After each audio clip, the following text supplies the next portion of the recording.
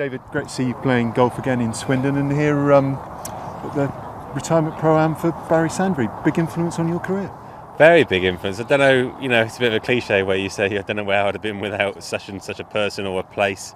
But put Broome Manor and Barry Sandry together, it was a big influence on my younger years. I found my way up here when I was about 9 or 10 years old. And Barry had created a great atmosphere for juniors to feel welcome. There was some advice along the way from him with his junior lessons, and Broome Manor as a whole, because of Barry's influence, was just a really welcoming place for junior golfers to be, and it became my second home because of it. And when you turned professional, of course, Barry was still maybe offering you a little bit of advice in those early years? Yeah, he was. I don't think Barry would ever sort of claim to have been my coach, and I would never tell him of such. But along my years as I got better, he was always a sounding board, someone I could talk to about my future profession, and that continued into my pro years as well. And he gave me some very good advice when I first turned pro about his fear was that I would get on tour. I was a very natural player, and I would become sort of I would get overcoached trying to improve, and that I would lose my game because of it. And he was very strong in saying, look, just go and be yourself and see how you go. Bed yourself into the tour and try and get established for a couple of years. And I took that advice, and it worked well for me. Really worked, because you had your big win in Dubai, 99, and then of course you've had your big PGA win. And next week, of course, Ryder Cup, two-time Ryder Cup winner. What's your thoughts on the big clash next week? Well, it's going to be really close. When you look at the sides, I think our side's just about as strong as it's ever been. But the American side is looking really good now, with their younger players all being major champions and some real good up-and-coming stars of the game. And they've got a bit of experience in there as well. So it's going to be awfully tight, I believe. We can win, but so can they, and that's what makes the Ryder Cup so brilliant, isn't it? Home advantage. I'm not sure how big a difference that makes, but if it is, it's tiny, but maybe enough.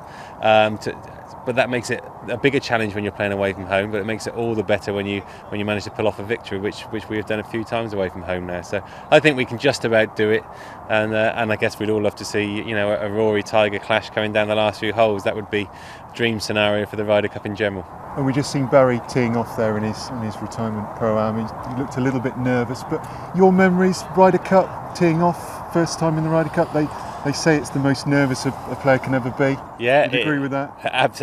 Absolutely. I've never been more nervous than that, and I happened to hit a good drive somehow. Don't know how it went down there, filled with adrenaline and nerves, and nerve-wracking stuff. But like most things in life, when it's something really important and worthwhile doing, it's not all easy. Big things in life never normally are, but they're worth all the stress and troubles as well.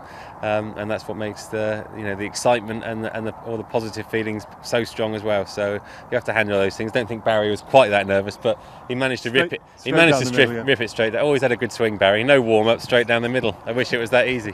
And finally, of course, you've shown some good form this season. French Open, Swiss Masters. Chances of returning to the Ryder Cup team 2 years' time? Is that the target? Yeah, well, I don't know about 2 years' time. I'd love to make another Ryder Cup. I guess probably thinking more like Paul Lawrie. Paul Lawrie missed out for 10 years and is back playing the best golf of his life at the age of 43. I'm 37, so it's very doable. But it won't be easy. But I'd love to play another Ryder Cup, of course.